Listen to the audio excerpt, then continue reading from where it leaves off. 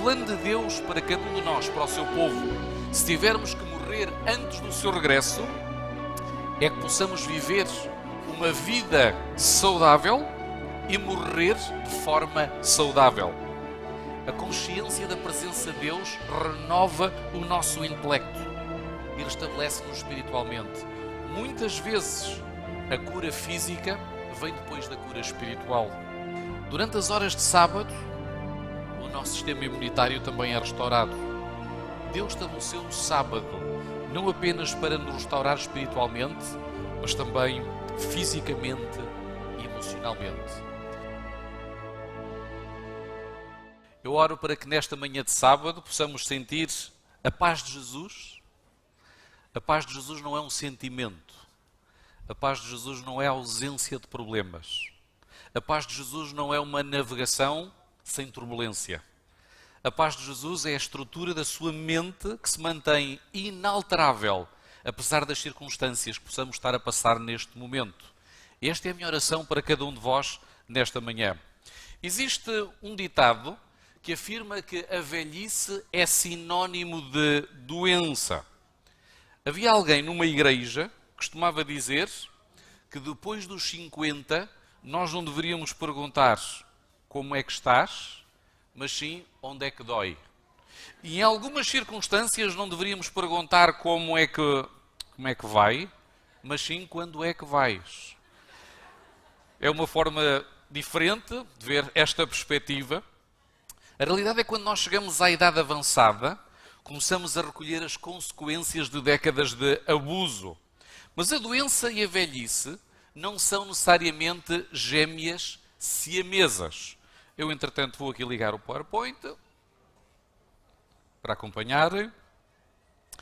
Senão, não existiriam milhares de pessoas idosas completamente saudáveis e milhares de jovens e crianças doentes com o quadro empenado.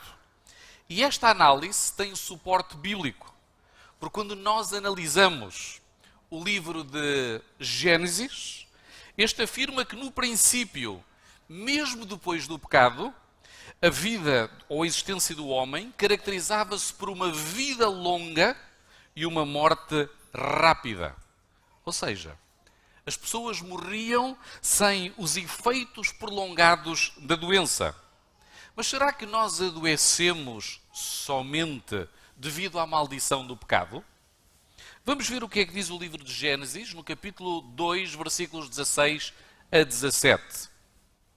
O texto diz: E ordenou o Senhor Deus ao homem, dizendo: De toda a árvore do jardim comerás livremente, mas da árvore do conhecimento do bem e do mal dela não comerás, porque no dia em que dela comerdes, certamente morrerás. O texto não diz que vais adoecer e depois morrer. Não diz isso. Ele diz apenas que morrerás. A doença, de uma forma casuística direta, advém não apenas do contexto moral do pecado, mas a Bíblia apresenta-nos como a transgressão das leis da saúde. O plano de Deus para cada um de nós, para o seu povo, se tivermos que morrer antes do seu regresso, é que possamos viver uma vida saudável e morrer de forma saudável. Quando nós lemos os primeiros óbitos do capítulo de Gênesis, nós vemos fulano de tal morreu com 900 anos. Fulano de tal morreu com 400 anos. E sabemos que aquele que viveu mais tempo foi Matusalém, porque era obediente. Segundo isso, o sexto mandamento honrava o pai e a mãe. Então, o propósito de Deus para o seu povo é extraordinário.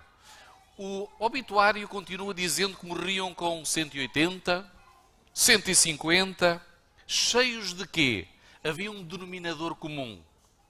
Cheios de vigor. Vigor. Deuteronômio 34, 7 apresenta-nos o obituário de Moisés. Diz assim: Era Moisés da idade de 120 anos quando morreu. Os seus olhos nunca se escureceram, nem perdeu o seu vigor. Esta expressão idiomática, os seus olhos nunca escureceram, significa que ele nunca passou pela experiência da cegueira. Este é o plano que Deus tem para aqueles que esperam nele. Uma vida longa, saudável e produtiva, assim como uma visão competente. A Bíblia, através do Espírito de Profecia e de vários centros de estudo para o criacionismo, calculam que quando Adão foi criado, deveria medir aproximadamente 4 metros de altura.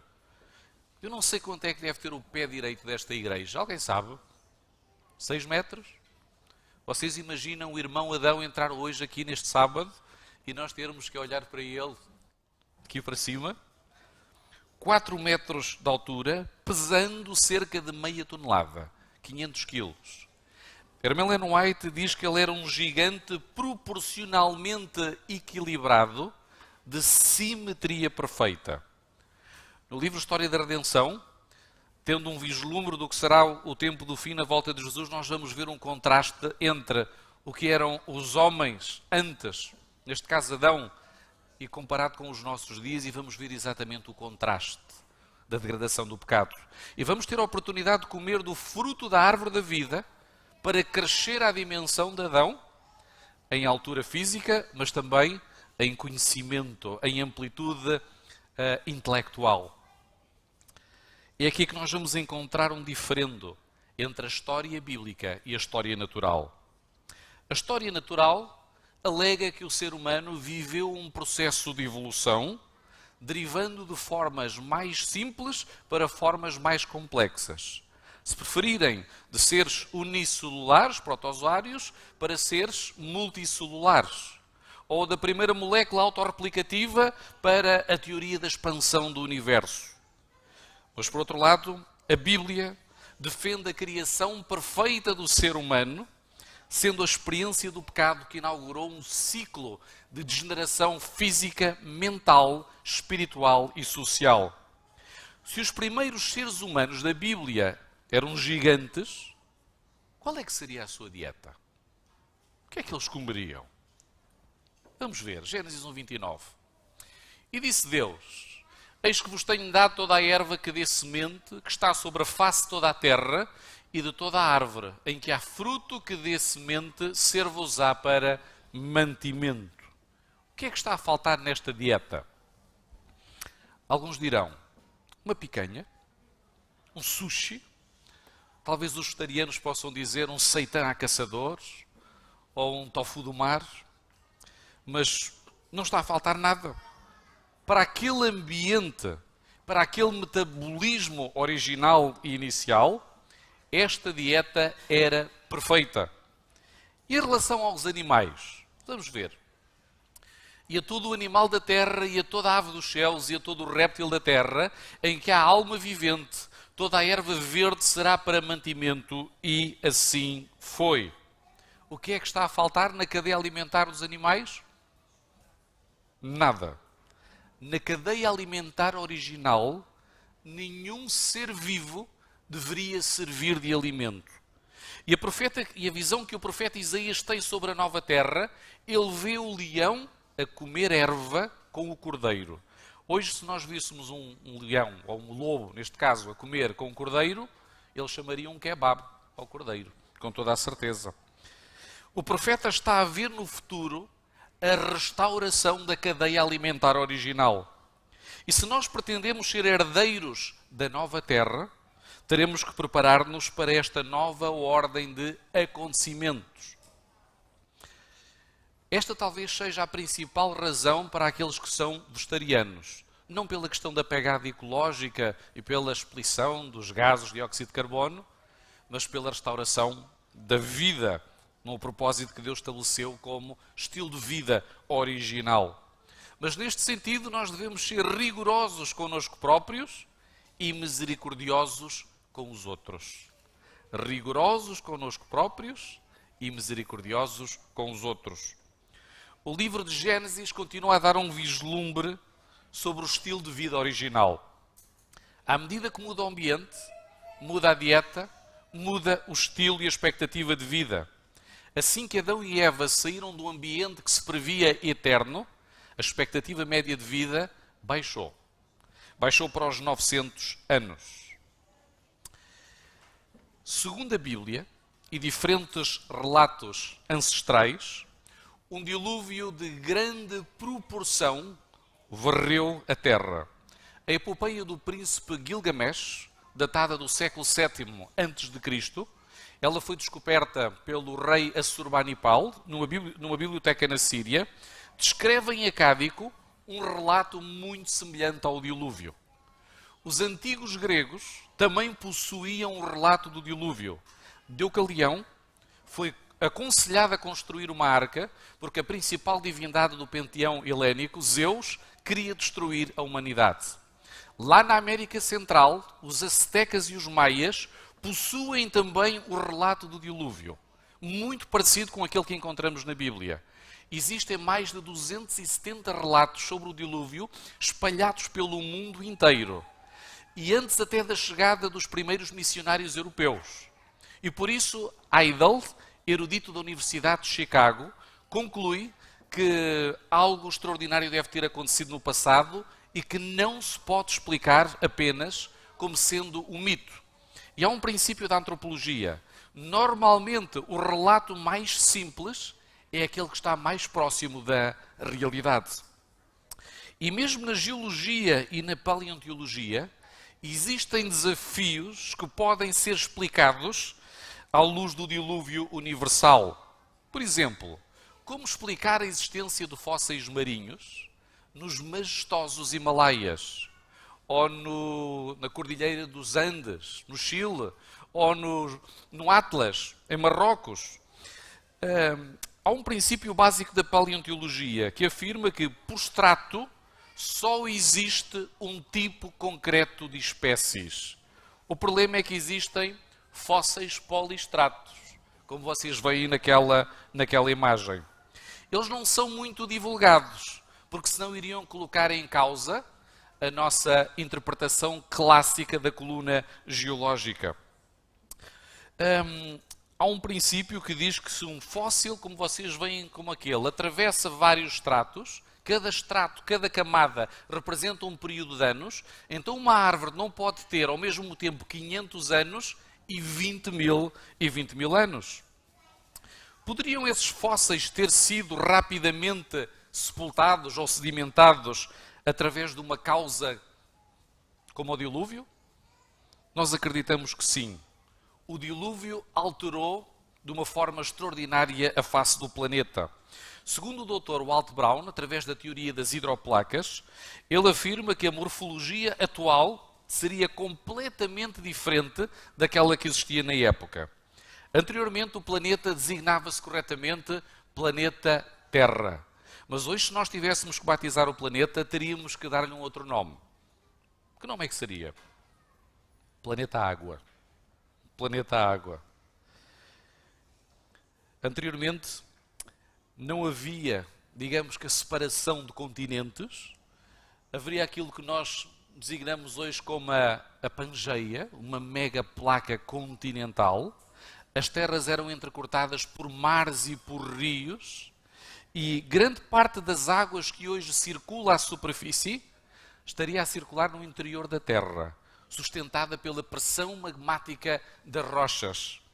Podemos também dizer, segundo esta teoria das hidroplacas, que havia uma percentagem de água que cristalizava na estratosfera, formando um anel de cobertura.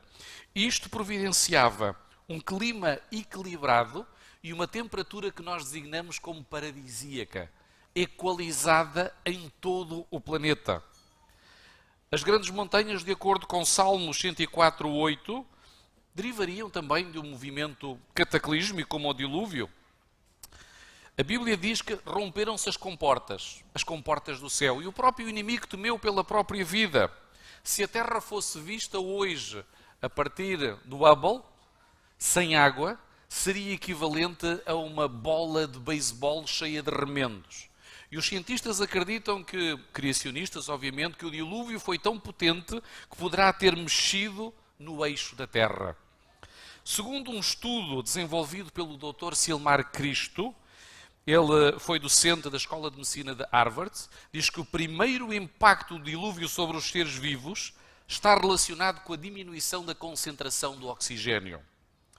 Este fenómeno vai reduzir drasticamente o tamanho, a estatura de todos os seres vivos. O homem mais alto no século XX era um jovem do Illinois que media 2,72 m de altura. Ele morreu muito jovem porque a sua altura era incompatível com a pressão do oxigênio e o seu coração não conseguia fazer uma perfusão perfeita dos tecidos. Fez uma pequena ferida nos pés, fez uma septicémia, gangrenou e acabou por morrer. A compressão do oxigênio atual não é compatível com seres de 3 e 4 metros de altura. Até inclusive no mundo animal. Os animais de grande porte que não se conseguiram adaptar, desapareceram. Hoje nós sabemos que os povos que vivem durante muitos anos nas regiões altas, como os índios andinos, apresentam uma redução de estatura. Existem fósseis de tartarugas do tamanho de carros. Existem. São evidências. Existem fósseis de centopeias do tamanho deste órgão. O nosso problema não são as evidências, mas sobretudo os métodos de datação. Existem fósseis de baratas do tamanho de bebés. E as senhoras iam precisar hoje de uma shotgun para eliminar essas baratas. À medida que foi diminuindo a pressão, o tamanho dos seres vivos foi também diminuindo.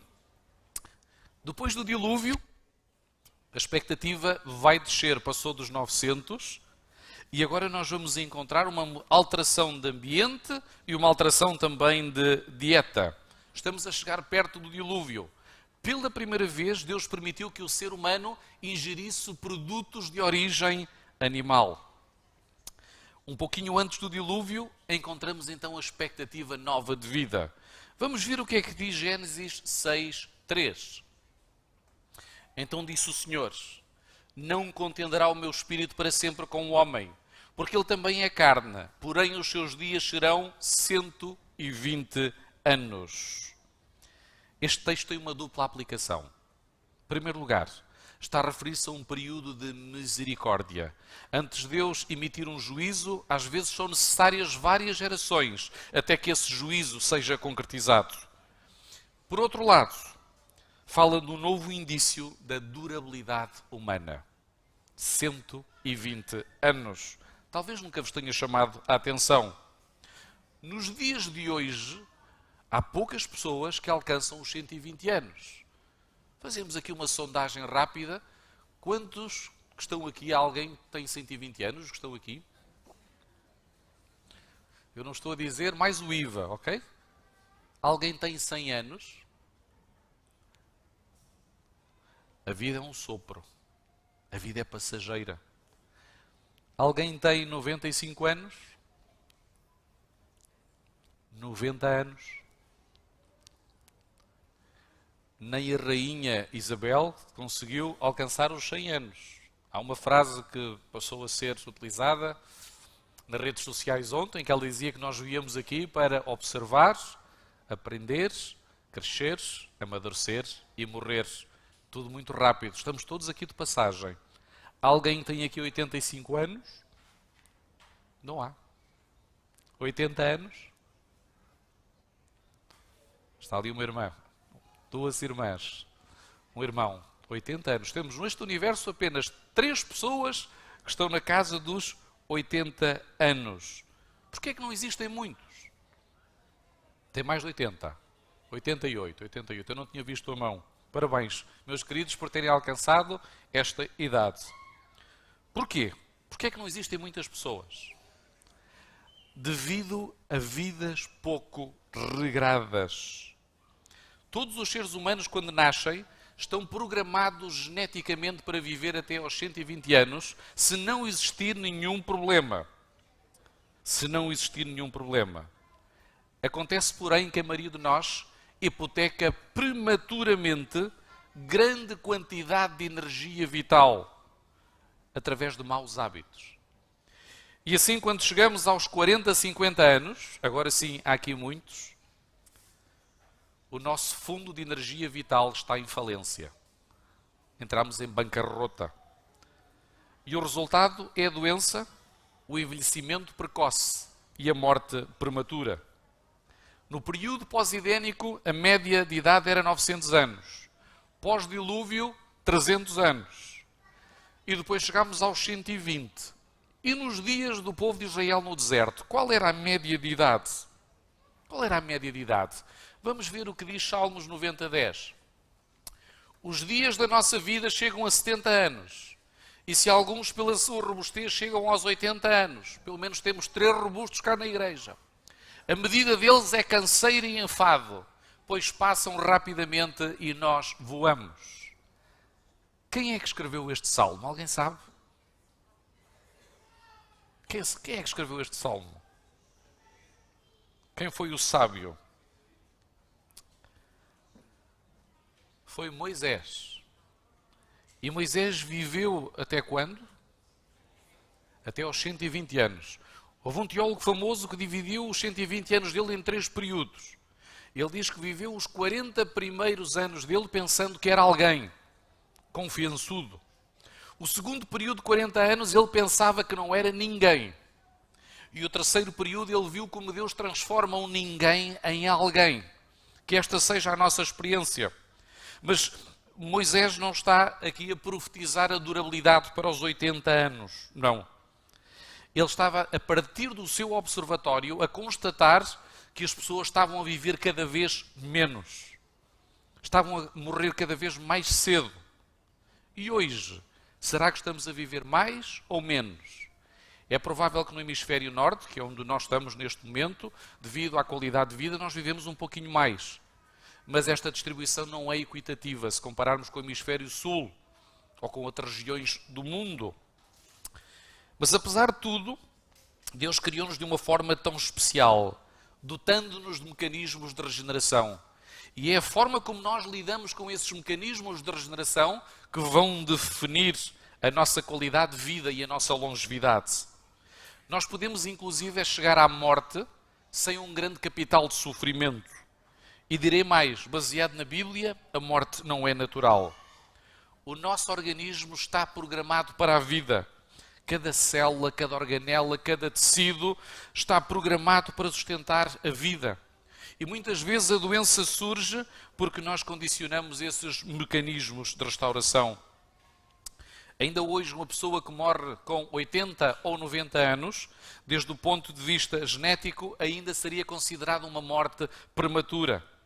Por isso, para preservar os nossos corpos, Deus estabeleceu 2 ciclos. Vocês já devem ter ouvido falar. O ciclo circadiano e o ciclo circaseptano. Este talvez seja uma novidade. O ciclo circadiano representa um período de 24 horas. A variação da luz e das trevas, que foi estabelecido no 4º dia da criação. E nestes ciclos acontecem determinados processos fisiológicos. Há hormonas que são libertadas somente nesses períodos, como a do crescimento. Por isso é que os meninos, quando chegam a uma determinada hora, têm que ir dormir. Mas elas afetam outras áreas do organismo. Outras funções, digestiva, hepática, cardio e até a consolidação da memória. O advento da eletricidade trouxe-nos alguns problemas. Porque há muitos que estão aqui, começar por mim, somos morcegos. Deitamos muito tarde, muito tarde. E hoje têm surgido várias doenças, até sobretudo a questão da demência, por aí fora, relacionada com os hábitos de vida que temos hoje. O nosso organismo tem biorritmos. Há uma hora para comer, para descansar, para dormir, para trabalhar. E quando nós trocamos todos esses ritmos, nós estamos a convidar a doença e o envelhecimento precoce. O efeito de uma noite em claro, não sei se alguma vez ficaram uma noite sem dormir, não sei qual foi a experiência do dia seguinte. Aqueles que fazem turnos à noite, se calhar já se habituaram, mas sempre que eu passo uma noite em claro, o dia seguinte é terrível. E houve um estudo que foi desenvolvido pela Universidade de Chicago, em que o universo foram 11 pessoas, entre os 18 e os 27 anos, foram impedidos de dormir durante 7 noites, durante uma semana completa. Quando estavam quase a dormir, chegava lá alguém que os sacudia e eles voltavam a acordar. Não era possível dormir durante uma semana. No final, os seus organismos foram comparados a uma pessoa de 60 anos. E os níveis de insulina eram semelhantes a de um diabético tipo 2. Fizeram a mesma experiência com ratos cobaias, impediram-nos de dormir durante 10 dias. Passado esse período, todos eles tiveram uma infecção generalizada, o sistema imunitário colapsou e todos eles morreram. Para percebermos a importância do descanso. Durante o dia, as nossas atividades devem ser rotinadas com disciplina rigorosa. Não devemos de respeitar os ciclos. Mas Deus não preparou apenas o ciclo circadiano, também preparou o ciclo circaseptano. E a ciência tem-se debruçado sobre o ritmo do 7º dia. Eu vou apenas para a área das plantas e não para a parte do ser humano, para já. Foi feita uma experiência com umas algas chamadas flute, porque elas têm o formato de uma taça de champanhe. Eles retiraram-nas do seu habitat natural e colocaram-nas numa estufa. E o objetivo era desincronizá-las do seu ciclo circadiano. Então, durante o dia, eles cobriam a estufa com uma manta preta. E à noite, com potentes holofotes, faziam incidir sobre as algas, para tentar desregulá-las. A realidade é que, passados 7 dias, elas voltavam a encontrar novamente o seu ritmo. Há um ritmo na natureza estabelecido por Deus. Durante as horas de sábado, o nosso sistema imunitário também é restaurado. Deus estabeleceu o sábado não apenas para nos restaurar espiritualmente, mas também fisicamente e emocionalmente. Depois de termos vivido uma semana cheia de stress, de ansiedade, alguns de nós chegámos aqui à igreja com os corpos cheios de adrenalina, de radicais livres. A importância de aqui chegarmos e recebermos um abraço, um sorriso, um aperto de mão, uma oração, uma reflexão com sabedoria, vai reciclar a adrenalina do nosso corpo e o corpo começa a produzir endorfinas. Há bem-estar. E esta comunhão que ocorre no sábado não acontece por acaso. Ela foi desenhada intencionalmente pelo Criador. Alguns dizem que podem ser religiosos em casa, que assistem ao sermão pelo YouTube da igreja. Eu não estou a dizer que é mau. Às vezes nós estamos incapacitados e temos mesmo que assistir pelo YouTube. Mas há uma bênção especial que é derramada por Deus aqui neste local, de encontro físico, de encontro presencial. Há bênçãos na comunhão em comunidade. Uma brasa ou um tição separada do fogo vai acabar por se apagar, mesmo assistindo pela emissão do YouTube.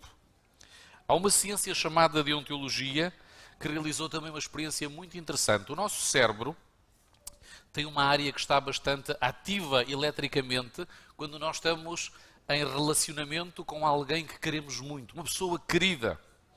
Resolveram fazer uma experiência na oração. O universo foram 5 pessoas. Colocaram-nas separadamente e ligaram a sua parte, o cérebro, para estar monitorizada. No início da oração, a área estava completamente apagada. Mas à medida que eles foram entrando em comunhão profunda, a área da mente começou a ser também ativada eletricamente. A consciência da presença de Deus renova o nosso intelecto e restabelece-nos espiritualmente. Muitas vezes a cura física vem depois da cura espiritual. Mas para que os mecanismos de recuperação do sábado aconteçam, vai depender daquilo que fazemos a cada 24 horas durante a semana. Por exemplo, não adianta fazer disparates durante toda a semana e esperar que durante o sábado a nossa saúde fique perfeita.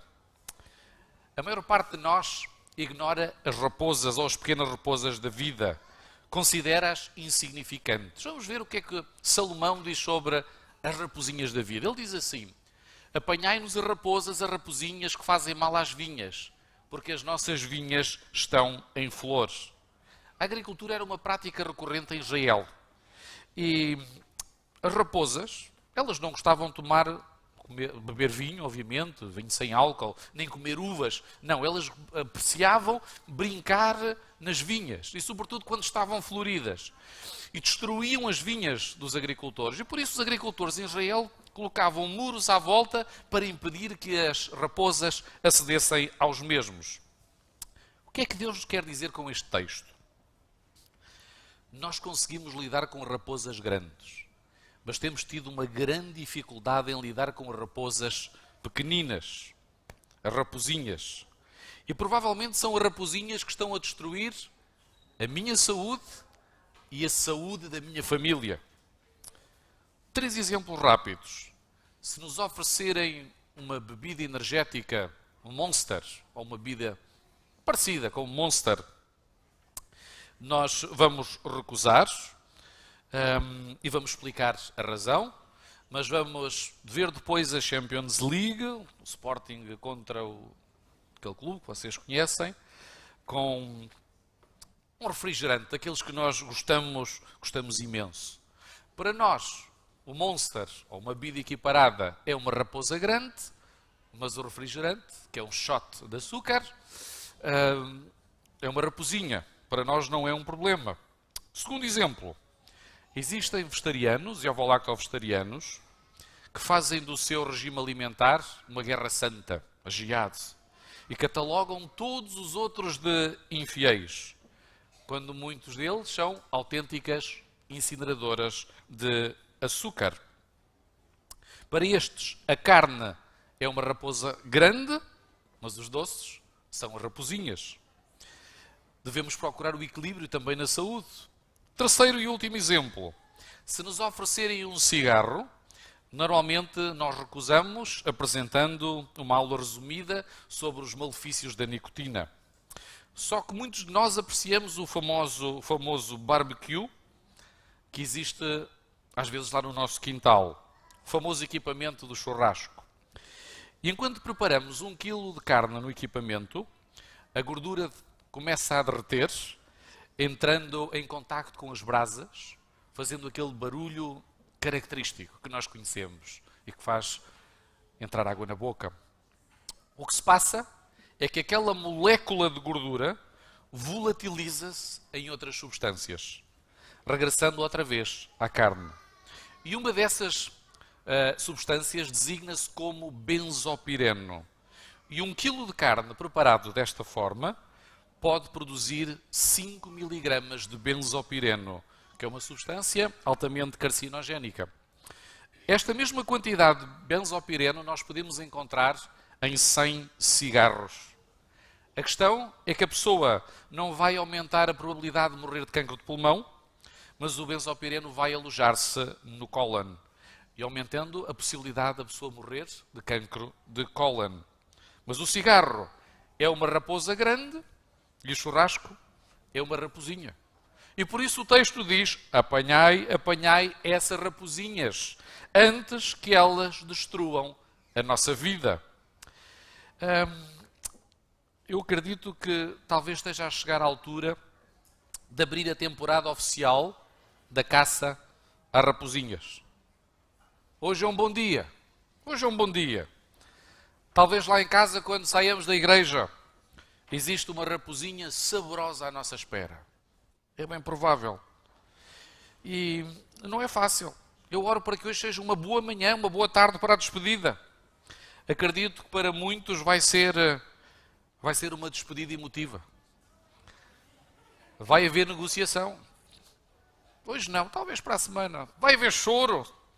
Vamos regatear com a raposinha. Estimados, apanhemos essas raposinhas antes que elas destruam a nossa vida. A palavra gigante na Bíblia, Nefilim, não significa apenas alguém com grande estatura. Significa tudo aquilo que nos faz cair. E se nós não enfrentarmos tudo aquilo que nos faz cair, nós também acabaremos por cair. Deus cumpre as suas promessas. E a Bíblia está repleta de promessas relacionadas com a obediência. Se fizermos a nossa parte, Deus fará dele. Albert Einstein dizia que a maior fonte de energia do universo não era a energia atómica, mas a vontade. E uma vontade consagrada a Deus consegue tudo. Será que eu estou disposto a consagrar a minha vontade, o meu apetite, os meus desejos? As raposinhas, cada um de nós e Deus sabemos quais são essas raposinhas. Não julgamos ninguém porque cada um de nós tem as suas debilidades e as suas fragilidades, mas se o fizermos, Deus irá auxiliar-nos. Se existe aqui alguém esta manhã que também tem a saúde frágil, pode consagrá-la a Deus. Deus tem bênçãos de restauração para cada um de nós, mas nós temos que fazer a nossa parte. Hoje Ele preparou este encontro de reflexão, mas este encontro de reflexão dará continuidade com o poder vindo do alto. Se eu estiver disposto a aceitar a proposta que Ele me está a fazer, e se eu fizer, eu vou descobrir o estilo de vida original que Ele estabeleceu para a sua igreja. Estou eu disposto a aceitar esta realidade?